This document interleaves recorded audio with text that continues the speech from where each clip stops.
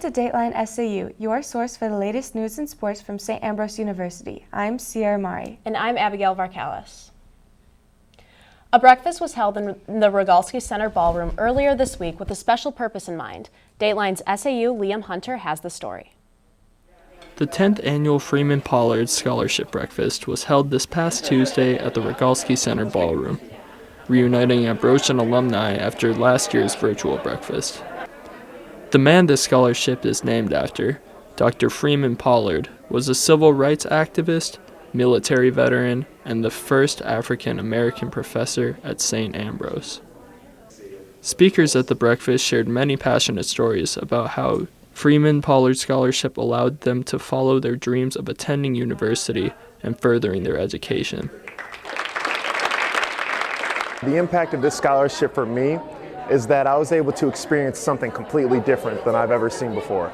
This is an environment where not only am I able to build connections with other students, but I was able to understand different individuals who were actually impacted by this scholarship itself, if that's just being on the committee or actually being someone who decides to invest in it. So it was great to be back in this room together, being able to honor Dr. Pollard, being able to showcase the talent of our students, to really put a face to what people are supporting.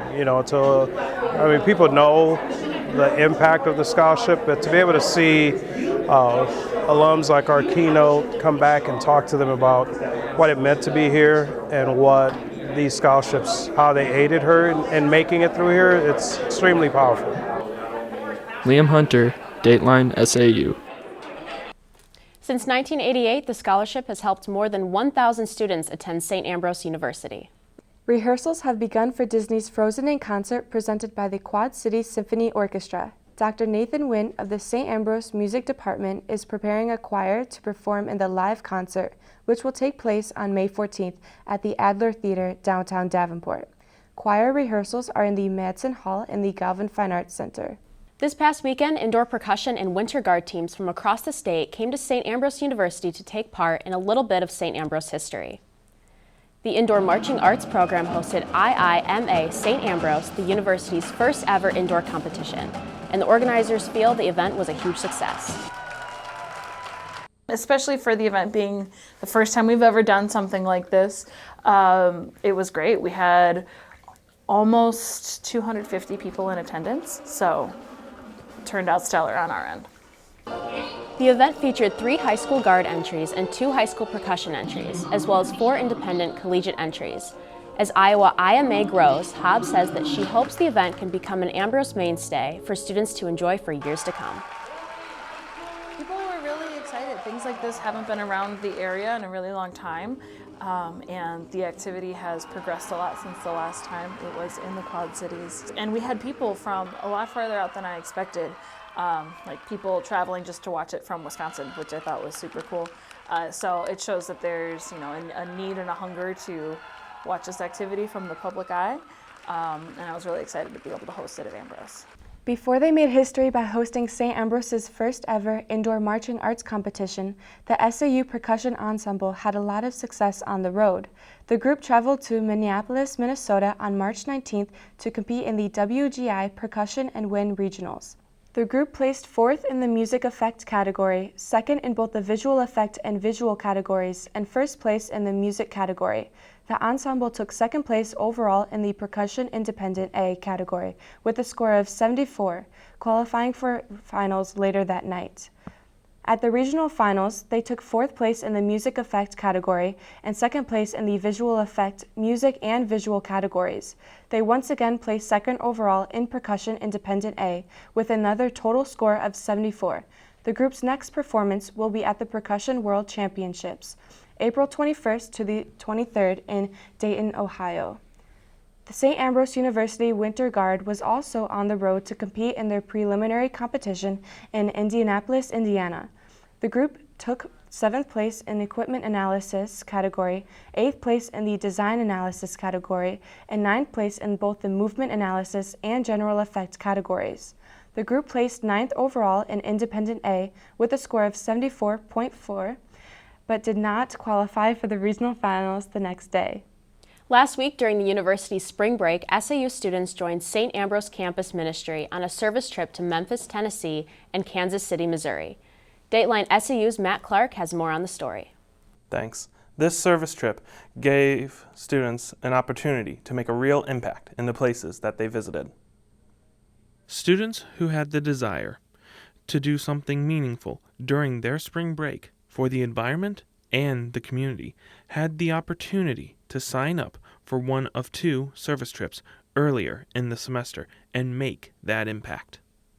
We went to Memphis, Tennessee, and we worked with a nonprofit organization called Living Lands and Waters to help clean up the Mississippi River. So we went out on boats to remote parts of Lake McClellan, which feeds into the Mississippi, and we literally just picked up garbage for a week, which may sound like torture. And there was so much garbage, you wouldn't even believe it. And while I was in Tennessee, another group of St. Ambrose students went to Kansas City to serve with Simple House, to do direct relational ministry with the homeless population of Kansas City. While on the trip, they met up with several other universities and had a lot of great experiences and fun working together, going out to eat and visiting popular locations. It was definitely a God moment, or a week full of God moments, whereby we got to encounter each other, especially those of us who maybe didn't know each other very well. And we got to really build an authentic community that serves the vast communities around us. Gant says that the students really enjoyed the trip and are glad that they went. Thanks, Matt. St. Ambrose students traditionally take part in service trips, usually all over the winter and spring breaks. Coming up after a short break, the SAU men's lacrosse team goes on a spring break winning spree, taking on 3 different teams over the break. And the St. Ambrose women's lacrosse team gets a new head coach mid-season. We'll have these stories, highlights, and more coming up after the break. On Dateline SAU.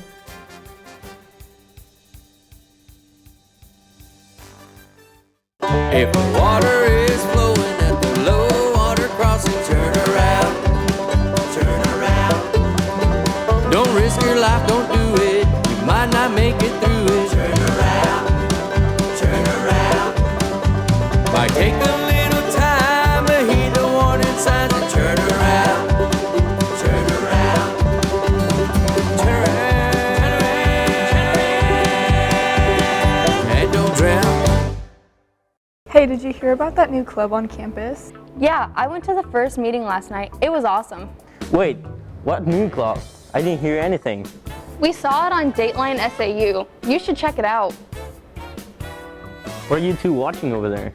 Oh, nothing. Just this amazing play from the football game last weekend. Can you believe that catch? That was amazing. I didn't see anything. Where did you see it? I told you this already. We saw it on Dateline SAU. Wait, I thought it was just campus news. No, it's the best of both worlds. Dateline SAU is your source for campus news and sports. Watch our newscast every Friday on our Facebook page, or watch it on TV on Mondays by tuning in to SAUtv, Mediacom Channel 81.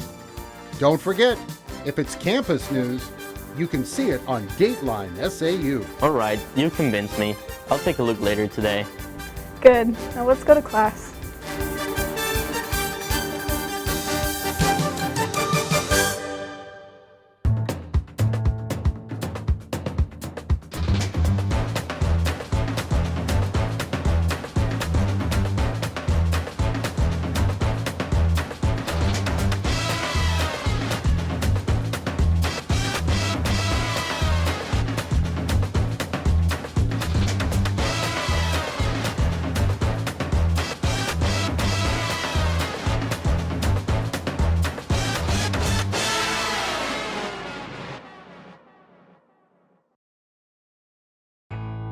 We're more than a radio station. We're your neighbors, investing time in our community. We're mentors, guiding the next generation of broadcasters. We're supporters of veterans. partners with social service agencies, and investigators of history. We're dedicated sports fans. We're committed to the stories that make the Quad Cities unique. We are KALA Radio, 88.5 FM, 106.1 FM. Turn it on, turn it up.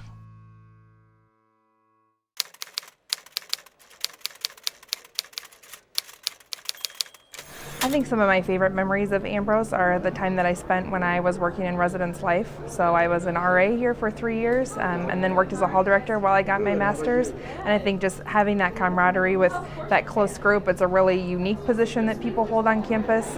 You get the opportunity to see a lot of kind of crazy things that happen around campus. And so, I don't know, that's one thing that really stands out to me.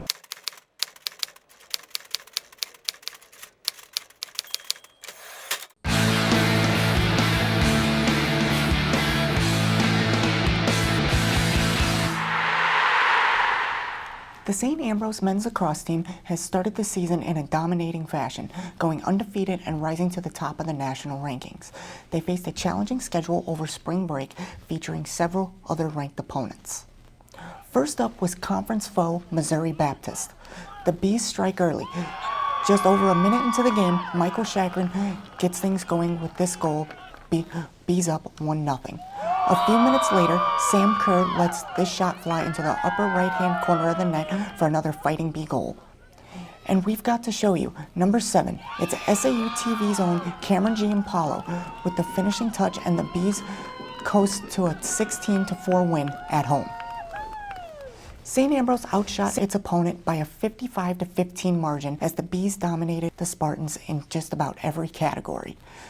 Just 2 days later, the team took care of business when they hosted number 6 Aquinas College. Sam Kerr led the way with 5 goals in the contest versus the Saints. 2 other teams looked to challenge the men and their number 1 national ranking. Last week, St. Ambrose grabbed road wins against number 8 Benedictine College and at Ottawa University in Kansas, a team receiving votes in the latest rankings. The Bees improved to 9-0 on the season, 5-0 in the conference, and for his efforts this past week, Michael Chagrin was named NAIA Men's Lacrosse Player of the Week. When the St. Ambrose women's lacrosse coach, Frank Rogers, packed up midway through the season, the Bees quickly found a new head coach. Jason Siddell traveled more than 1,500 miles from balmy Phoenix, Arizona, to Davenport to coach a team in need. Siddell says that he not only intends to stay, but is ready to take his team to the next level.